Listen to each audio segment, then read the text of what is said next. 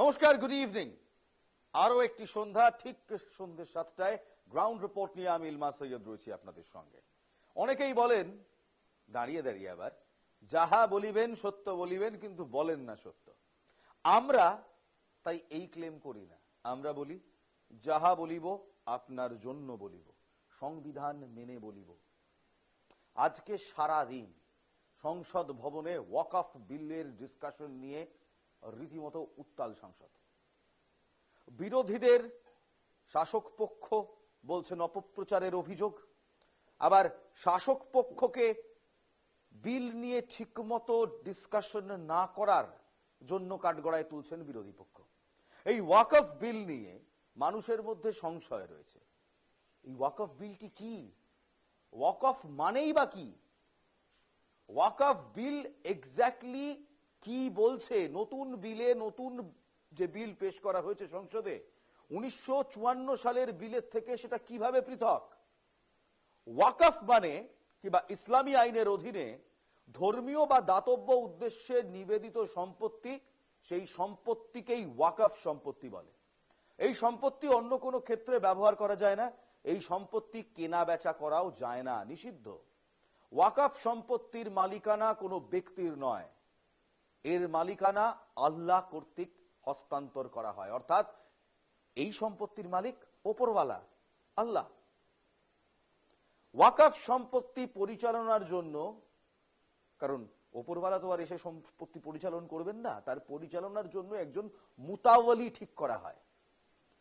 সেই মুতাওয়ালি সেই ঠিক করে কিভাবে এই গোটা সম্পত্তি পরিচালনা করা হবে, কিভাবে এই সম্পত্তির দেখভাল করা হবে।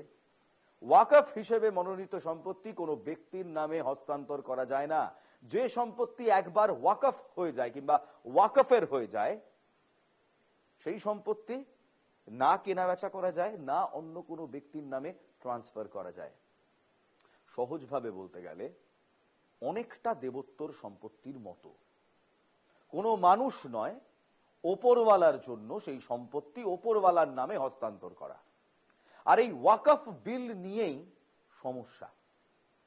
এই ওয়াকফ বিলে এমন কি রয়েছে, নতুন বিলে এমন কি কি সংযোজন করা হয়েছে কিংবা সংশোধন আনা হয়েছে, যার জন্য বিরোধীরা এই বিলের বিরোধিতা করছে এবং সরকার বলছে এই বিল দরকার। তার আগে জেনে নেওয়া দরকার, সমস্ত ইসলামিক কান্ট্রি কিংবা যে দেশের অফিসিয়াল রিলিজিয়ন ইসলাম, সমস্ত ইসলামিক দেশেই কি ওয়াকফ সম্পত্তি আছে? উত্তরটা না। সব ইসলামিক দেশে ওয়াকফ সম্পত্তি নেই। যেমন ধরুন তুরস্ক, লিবিয়া, মিশর, Sudan, Lebanon, Syria, Jordan, Tunisia, Iraq, এমন অনেক ইসলামিক কান্ট্রিজে কিংবা ইসলামিক দেশে ওয়াকফ বলে কোনো বক্তব্যই থাকে না, ওয়াকফের কোনো অস্তিত্ব নেই। কিন্তু ভারতে রয়েছে। ভারতে ওয়াকফ বোর্ডের অধীনে ঠিক কত সম্পত্তি আছে জানেন? আসুন দেখাই। ওয়াকফ বোর্ডের অধীনে এই মুহূর্তে দাঁড়িয়ে ভারতে 3,56,051টি ওয়াকফ এস্টেট নিবন্ধিত রয়েছে। 3,56,051টি ওয়াকফ স্টেট। তার মধ্যে সবচেয়ে বেশি ওয়াকফ সম্পত্তি রয়েছে উত্তরপ্রদেশে। মোট 1,24,735টি ওয়াকফ এস্টেট রয়েছে উত্তরপ্রদেশে একা। যদি গোটা ভারতবর্ষের মানচিত্র নিই, তার 9.4 লক্ষ একর জমি ভারতের ওয়াকফ সম্পত্তিতে নিবন্ধিত। 2025 সালে এই পুরো সম্পত্তির বাজার মূল্য প্রায় 1.2 লক্ষ কোটি টাকা। এই হলো ওয়াকফের খুব ছোট্টভাবে ওয়াকফ কি এবং ওয়াকফ কিভাবে ভারতবর্ষকে এফেক্ট করে। এবার এই ওয়াকফ নিয়ে সরকারের কিছু ডিসপিউটও রয়েছে এবং সেগুলো যতই শুনবেন অবাক হবেন। প্রথমটা তামিলনাড়ু, থিরুচেন্নাইথুরাই গ্রাম, থিরুচেন্থুরাই গ্রাম, তামিলনাড়ু। এই গ্রামে কেউ তাদের সম্পত্তি বিক্রিও করতে পারেন না, কারণ এই পুরো গ্রামটাই ওয়াকফ সম্পত্তি হিসেবে নিবন্ধিত রয়েছে। যখন একজন ভদ্রলোক তার জমি একটি ঋণ শোধ করার জন্য বিক্রি করতে গিয়েছিলেন, তখন জানতে পারেন এই গোটা গ্রামটাই ওয়াকফের। 1956 সালে নবাব আনওয়ারউদ্দিন খান এই গ্রামটাকে ওয়াকফ হিসেবে দান করেছিলেন, তাই এই গোটা গ্রামটাই ওয়াকফ। এই গ্রামের কোন মানুষ, যেহেতু এই গোটা গ্রামটা ওয়াকফের আন্ডারে আসছে এবং 1954 সালের ওয়াকফ বলে দেয় ওয়াকফের সম্পত্তি বিক্রি করা যায় না, কারণ তার সম্পত্তির মালিকানা কোনো ব্যক্তির নয়, পুরোটাই ওপরওয়ালার, তাই কেউ এই গ্রামের কোনো সম্পত্তি বিক্রি করতে পারেন না। দ্বিতীয়, বেঙ্গালুরুর ঈদগাহ গ্রাউন্ড, সরকারের মতে কোনো মুসলিম সংস্থাকে এই মাঠের মালিকানা হস্তান্তর করা হয়নি কোনোদিনই, কিন্তু ওয়াকফ দাবি করে যেহেতু 1850 থেকে এই মাঠ ওয়াকফের সম্পত্তি হিসেবে ব্যবহৃত হচ্ছে, তাই ওয়াকফ আইন অনুযায়ী কিংবা ওয়াকফ আইনে তার অর্থ চিরকালের জন্য এই মাঠ ওয়াকফের সম্পত্তি। কোনো নথি নেই ওয়াকফে হস্তান্তর করার কিংবা কোনো মুসলিম সংগঠনকে দেওয়ার কোনো নথি নেই কিন্তু ওয়াকফ নিয়ে। তবে যেহেতু 1850 সাল থেকে বেঙ্গালুরুর ঈদগাহ গ্রাউন্ডে ওয়াকফ প্রপার্টি হিসেবেই সেটা ব্যবহার হয়, তাই এটা ওয়াকফের সম্পত্তি। এবার আসুন সুরাটের মিউনিসিপ্যাল কর্পোরেশনের মামলায়। গুজরাতের ওয়াকফ বোর্ড সুরাট মিউনিসিপ্যাল কর্পোরেশনের যে বিল্ডিং, সেই বিল্ডিং এর মালিকানার দাবি জানায় এবং ওয়াকফ বোর্ডের মতে এই সম্পত্তি ওয়াকফের, কারণ মুঘল আমলে সুরাট পুর নিগম ভবন একটি সরাইখানা ছিল। হজযাত্রার সময় এই সরাইখানা ব্যবহৃত হতো, এখন না, মুঘল আমলে। ব্রিটিশ শাসনের সময় এই সম্পত্তি ব্রিটিশ সাম্রাজ্যের অন্তর্গত ছিল। 1947 সাল যখন আমরা স্বাধীন হই, এই সম্পত্তির মালিকানা ভারত সরকারের কাছে স্থানান্তরিত করা হয়। তবে কোনো নথি আপডেট হয়নি। সেই নথি আপডেট না হওয়ার কারণে এসএমসি ভবন কিংবা সুরাট মিউনিসিপ্যাল কর্পোরেশন ভবন ওয়াকফের অধীনে চলে যায়। তাই এখনো সুরাট মিউনিসিপ্যাল ভবন, যেটি একটি সরকারি এস্টাবলিশমেন্ট, সেটা ওয়াকফেরই। এগুলো তিনটি উদাহরণ দেখালাম আমরা, তিনটি মামলা, তিনটি বড় মামলা যা ওয়াকফের সঙ্গে সরকারের রয়েছে। এই উদাহরণগুলো দেখালাম কারণ এই উদাহরণগুলো নতুন বিলের সংশোধনে প্রভাব ফেলেছে। 2006 সালে সচার কমিটি একটি রিপোর্ট দিয়েছিল এই ওয়াকফ নিয়ে। ওয়াকফ আইনে কিছু সংশোধন আনা উচিত কি উচিত নয়, কি বলেছিল জানেন?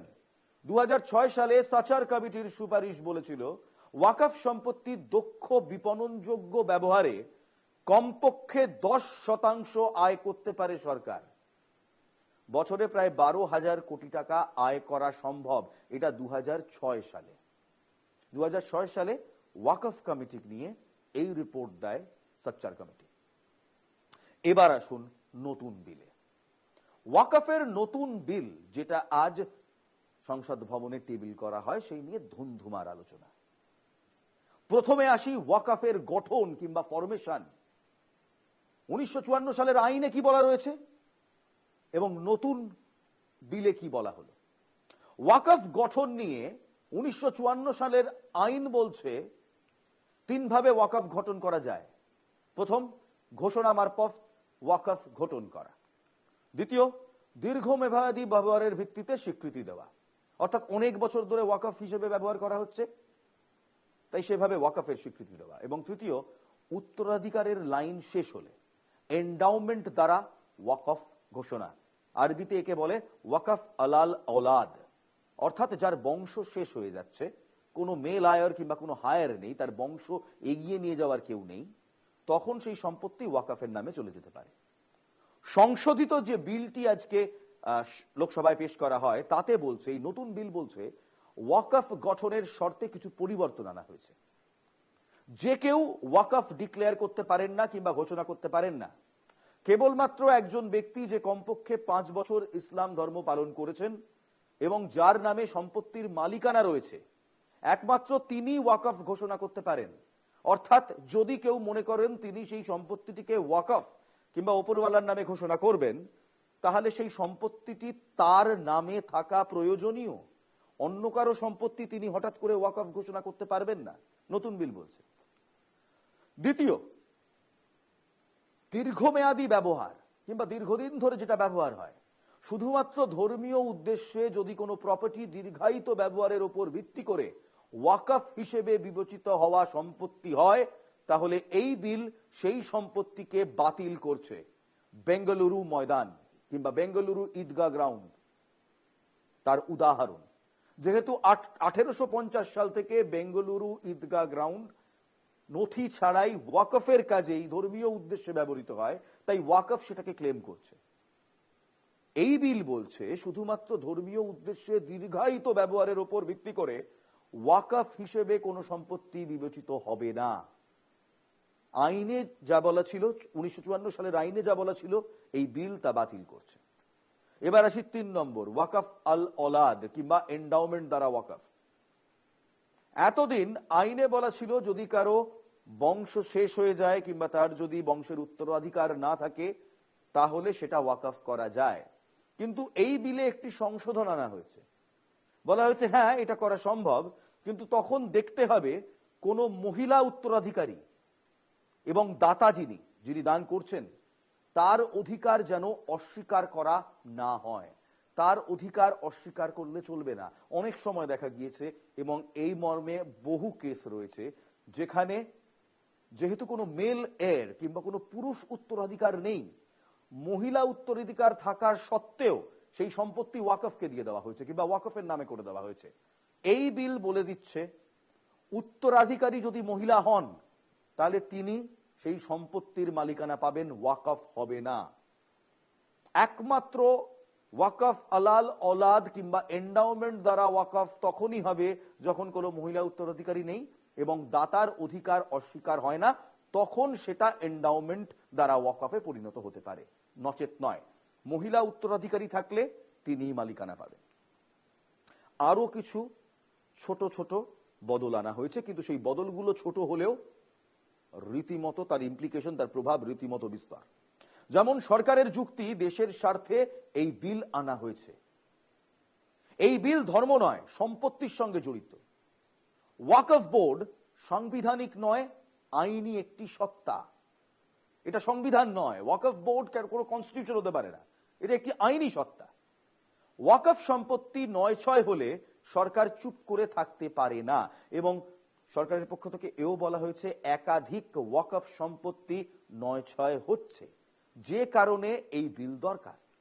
আজ সংসদে দাঁড়িয়ে কিরণ রিজিজু এবং সংসদের বাইরে বিজেপি সাংসদ কিরণ রিজিজু এই নিয়ে প্রতিক্রিয়া জানিয়েছেন। বলছেন বিরোধীরা যা বলছে যেটা কোনো ধর্মের উপর আক্রমণ কিংবা এটা কোনো ধর্মকে আলাদা করার জন্য করা হচ্ছে, পুরোটাই বিরোধীদের অপপ্রচার।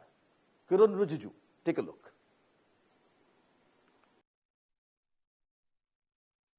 व्यापक रूप से ये वक्फ एक्ट बनी है, तो उस समय किसी ने नहीं कहा कि ये एक्ट अनकॉन्स्टिट्यूशनल है, किसी ने नहीं कहा उस समय ये अनलॉफुल है।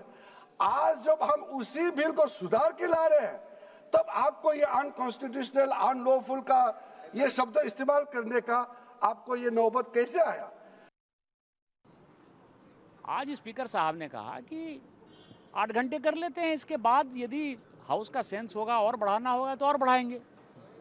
समय के लिए कहीं भी कोई परेशानी नहीं थी। ये मन बना कर आए थे कि इनको जो है केवल मुसलमानों को मैसेज देना है, मुसलमानों को वोट बैंक समझना है, मुसलमानों को मैसेज देना है, इसलिए इन चीज़ों का उन्होंने बैकआउट किया। उनके बुद्धि पर तरस आता है। वक्फ अच्छा बिल है और इसको पास होना चाहिए। तो ये कैसे देखते हैं कि भाई हम जो ये अनकॉन्स्टिट्यूशनल है, आप इस पॉइंट पे क्या कहेंगे? किस बात के लिए अनकॉन्स्टिट्यूशनल है? समानता का अधिकार आर्टिकल 14, 15, 16 क्या कहता है? आर्टिकल 25 क्या कहता है कि सभी रिलीजन बराबर हैं।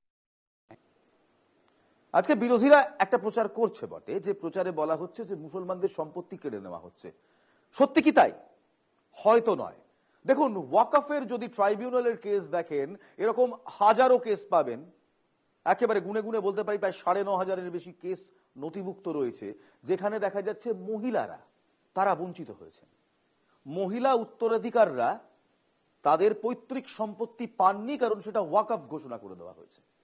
তাই আজ ভোপালের বিভিন্ন জায়গায় মহিলারা নরেন্দ্র মোদীর ছবি হাতে এই বিলের সমর্থন দিয়েছেন, এই বিলের সমর্থনে কথা বলছেন। সেই ছবি দেখাবো, আমার সহকর্মীদের বলবো দেখুন, মুসলিম মহিলারা, সংখ্যালঘু মহিলারা তারা রাস্তায় নেমেছেন। শুধু মহিলা না, মহিলা পুরুষ অনেকেই রাস্তায় নেমেছেন। তাদের বক্তব্য যে হয়তো কোথাও এবার একটা প্যারিটি আসবে, এবার মহিলারাও তাদের হক পাবেন। নরেন্দ্র মোদীর সাপোর্টে তারা রাস্তায়। এই ছবিও দেখাবো আপনাদের। বিরোধীরা কি যুক্তি দিচ্ছেন? বিরোধীরা যুক্তি দিচ্ছেন যে মুসলমানদের সম্পত্তি হাতানোর উদ্দেশ্যে সরকার ওয়াকফ বিল, সংবিধানের মূল কাঠামোর বিরোধী ওয়াকফ সম্পত্তিতে মুসলমানদের ধর্মীয় অধিকার খর্ব করার চেষ্টা করছে, তাই জন্য এই বিল করা হচ্ছে। না, এমনটা কিন্তু নয়। অন্তত মুসলমান মহিলারা সেটা মানছেন না। এই ছবি দেখে কিন্তু সেটা স্পষ্ট। তবু বিরোধীরা এই কথা কেন বলছেন? আর ঠিক কি কথাই বা বলছেন বিরোধীরা? দেখুন।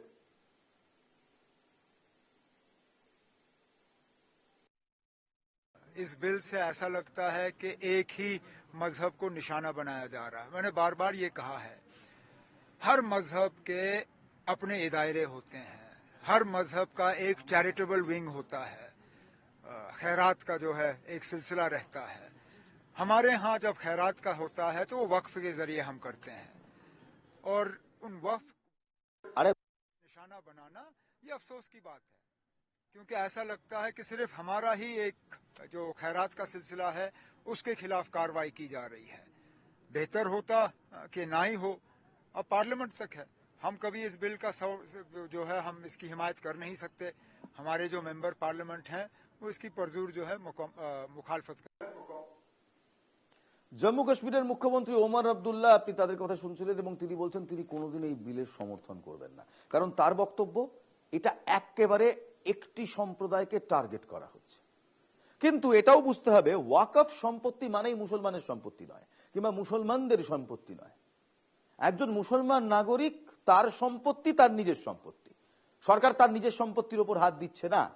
সরকার সেই সম্পত্তির উপর হাত দিচ্ছে যে সম্পত্তির মালিকানা ওপরওয়ালা অর্থাৎ আল্লাহকে করে দেওয়া গিয়েছে। সরকার সেই সম্পত্তির কথা বলছে যে সম্পত্তি অলরেডি ওয়াকফের, এবং ওয়াকফ বোর্ড নিজেও স্বীকার করছে যে তাদের একাধিক সম্পত্তি কখনো এনক্রোচড হয়ে যাচ্ছে, কখনো বেহাত হয়ে যাচ্ছে, কখনো সেখানে অন্যরা কবজা করে ফেলছে। তাই এই সম্পত্তির দেখভাল করার প্রয়োজন রয়েছে। এই সমস্যা কলকাতা শহরেও রয়েছে। টিপু সুলতান কিংবা প্রিন্স আনোয়ার শাহ, প্রিন্স গোলাম হাসান আনোয়ার শাহ যাদের বংশধর, তাদের সম্পত্তিতে এই সমস্যা বহুদিনের, বহু বছরের, বহু দশকের। কে মুতাওয়াল্লি হবে, অর্থাৎ কে সেই ওয়াকফ সম্পত্তি পরিচালন করবে, তাই নিয়ে দীর্ঘ কেস চলে। গৌরব গগৈ এবং কল্যাণ বন্দ্যোপাধ্যায়, অসম থেকে কংগ্রেস সাংসদ গৌরব গগৈ, ওয়াকফ নিয়ে গঠিত জেপিসিতে কাজের কাজ কিছুই হয়নি বলছেন এই যে জেপিসি গঠন করেছে, জয়েন্ট পার্লামেন্টারি কমিটি গঠন করা হয়েছিল 2008 সালে, তাতে কাজের কাজ কিছুই হয়। অন্যদিকে তৃণমূল সাংসদ কল্যাণ বন্দ্যোপাধ্যায় বলছেন নতুন ওয়াকফ বিলের তীব্র বিরোধিতা করছেন। তিনি বলছেন এই বিল মুসলিমদের ধর্ম পালনের স্বাধীনতায় হস্তক্ষেপ করছে। দেখুন। कि जेपीसी में ये कहते हैं कि सबका इन्होंने राय सुना, लेकिन आपको भी पता है विपक्ष के द्वारा एक भी संशोधन को इन्होंने स्वीकार नहीं किया। ये किस प्रकार का, हमने भी बहुत से जेपीसी देखे हैं सर, ऐसा जेपीसी नहीं देखा जहां पर क्लॉज बाय क्लॉज डिस्कशन भी नहीं हुआ। माननीय सदस्य इतना ध्यान रखें कि जेपीसी भी संसद का भाग होती है। इन्होंने जेपीसी की बात की, अगर इन्होंने ये नहीं करते कि जेपीसी में बहुत विस्तार रूप से चर्चा हुआ तो मैं भी नहीं करता। On behalf of All India Trinamool Congress, under the leadership of the Mamata Banerjee, I strongly oppose the bill in entirety. Madam, the spirit of my speech is, तू हिंदू बनेगा ना मुसलमान बनेगा, इंसान की औलाद है, इंसान बनेगा। এবার এই ওয়াকফ বিল নিয়ে অধীর রঞ্জন চৌধুরী কি বলছেন শুনবো। ওয়াকফ বোর্ডের উপরে যে বিল, সে বিল আনার মধ্য দিয়ে মুসলমানদের ক্ষমতায়ন নয়, বরং মুসলমানদের ক্ষমতাকে কেড়ে নেওয়ার একটা আইন তৈরি হচ্ছে। এটা কোনো দরকার ছিল না। ভারতবর্ষের সমস্ত সংখ্যালঘু মানুষদের, সব ধর্মের মানুষদের তাদের নিজ নিজ ধর্মীয় প্রতিষ্ঠানকে রক্ষা করার জন্য সংবিধান অধিকার দিয়েছে। সে হিন্দু হোক, মুসলমান হোক, খ্রিস্টান হোক, যেই হোক না কেন, মুসলমানদের যেটা প্রতিষ্ঠান সেখানটাই দুটো করে মুসলমান রাখার পিছনে উদ্দেশ্যটা কি? উদ্দেশ্যটা নিশ্চয়ই মুসলমানদের ক্ষমতা আয়ন নয়। মুসলমানদের ক্ষমতা দেওয়া নয়, বরং মুসলমানদের কাছ থেকে ক্ষমতা কেড়ে নেওয়া। এটার মধ্যে দিয়ে কি হবে? আমাদের সমাজে বিভাজনের রাজনীতি বাড়বে, বৈষম্য বাড়বে, অবিশ্বাসের বাতাবরণ তৈরি হবে। ওয়াকফ বোর্ডকে সংশোধন না করলে দেশের রসাতলে যাবে, দেশের মাথায় বজ্রপাত হবে। কেউ বলেনি, খামোখাই বাতাবরণ তৈরি করা হচ্ছে। এক একটা ভোট আসবে, তার আগে একটা করে বিভাজনের আইন তৈরি হবে। এইভাবেই দেশের 12টা বাজছে। দেখুন, ওয়াকফ বিল কখনো মুসলমান নাগরিকদের সম্পত্তি হাতিয়ে নেওয়ার কথা বলছে না, কিন্তু ওয়াকফ কিংবা ওয়াকফ শব্দটির অর্থ হলো যে সম্পত্তি কারো ব্যক্তি মালিকানায় চলে না, অনেকটা ট্রাস্ট, অনেকটা দেবত্ব সম্পত্তির মতো। তা নিয়ে যে বিরোধিতা কিংবা যে ন্যারেটিভ সেট করা হচ্ছে, হয়তো সব ন্যারেটিভ সবার সঙ্গে ঠিকভাবে বসছে না, তাই বিরোধ হচ্ছে। যেমন বিজেপি সাংসদ শ্রমিক ভট্টাচার্য বলছেন এই বিল সরকারের প্রশাসনিক সিদ্ধান্ত। ওয়াকফ বিল নিয়ে তিনি তৃণমূল কংগ্রেসকে নিশানা করছেন। তৃণমূল কংগ্রেসের কল্যাণ বন্দ্যোপাধ্যায় যে বক্তব্য রেখেছেন তার পাল্টা বলছেন। দেখুন, কেন এটাকে চাইছেন আনতে? তোষণের রাজনীতি। নরেন্দ্র মোদী সমস্ত কলোনিয়াল হ্যাংওভার কাটিয়ে পুরনো আইন বদল করে আধুনিক ভারতের জন্য, আধুনিক প্রজন্মের জন্য আইন নিয়ে আসছে। তাই দলিত মুসলমানদের স্বার্থে, পসনন্দা মুসলমানদের স্বার্থে, ভারতের উন্নয়নের স্বার্থে, ভারতের বিভিন্ন সরকারি জমি এনক্রোচ করার বিরুদ্ধে, অস্তিত্ব রক্ষার প্রশ্নে সাধারণ মানুষের আজকে বিল নিয়ে আসা হচ্ছে। আর তৃণমূল কংগ্রেস বিরোধিতা করছে। পশ্চিমবঙ্গের সবচেয়ে বেশি ওয়াকফ প্রপার্টি যদি কেউ লুট করে থাকে তার নাম তৃণমূল কংগ্রেস। কড়েয়া থানার বাইরে হাইকোর্টের অর্ডার ঝুলছে, মোতোয়ালির নাম ঝুলছে, আর সেখানে মাল্টি স্টোরেড বিল্ডিং হয়ে গেল। এই টাকা কোথায় যাচ্ছে? গরিব মুসলমানের কাছে যাচ্ছে। কটা হসপিটাল তৈরি হয়েছে এই টাকা? যদিও অল ইন্ডিয়া মুসলিম পার্সোনাল ল বোর্ডের মুখপাত্র সৈয়দ কাসিম রসুল তিনি কি বলছেন? তিনি বলছেন এই বিল রীতিমতো অসাংবিধানিক। Take a look. अगर ये बिल हमारी तमाम कोशिशों के बावजूद मंजूर हो जाता है लोकसभा में भी और राज्यसभा में भी, तो हमारे लिए ये एंड नहीं है, ये खात्मा नहीं है, बल्कि हमारी जंग की, हमारे आंदोलन की यहाँ से शुरुआत हो। हम देशव्यापी अभियान छेड़ेंगे इस बिल के खिलाफ। ये बिल डिस्क्रिमिनेटरी है, ये बिल अनकॉन्स्टिट्यूशनल है, ये बिल एक पर्टिकुलर समुदाय को टारगेट कर रहा है, ये बिल कम्युनल एजेंडे के तहत लाया गया है। তবে এখানেই শেষ নয়, এই ওয়াকফ নিয়ে আরো কিছু জিনিসপত্র রয়েছে। যেমন যে সংবাদ আমরা পাচ্ছি এই ওয়াকফ নিয়ে, এই ওয়াকফ বিলে মূল কি কি পরিবর্তন দেওয়া হয়েছে তা নিয়ে এখনো আমরা আলোচনা করিনি। আসুন এক এক করে সেই আলোচনায় যাই। আগের আইন কি বলছে এবং বর্তমান আইন কি বলছে। যেমন ধরুন সরকারি সম্পত্তি, এর আগে অনেক সরকারি সম্পত্তি আমরা দেখেছি যেগুলো ওয়াকফ বোর্ডের অধীনে, যেমন সুরত মিউনিসিপ্যাল কর্পোরেশন। সুরত মিউনিসিপ্যাল কর্পোরেশনের, আমি গ্রাফিক্সটা আনতে বলবো একবার, সুরত মিউনিসিপ্যাল কর্পোরেশনের সঙ্গে সরকারের বহু পুরনো মামলা। যে বিল্ডিং এ সুরত মিউনিসিপ্যাল কর্পোরেশন রয়েছে সেই বিল্ডিংটি ওয়াকফের এমন দাবি জানানো হয়েছে। সুরত মিউনিসিপ্যাল কর্পোরেশনের গ্রাফিক্সটা চালাতে বলবো।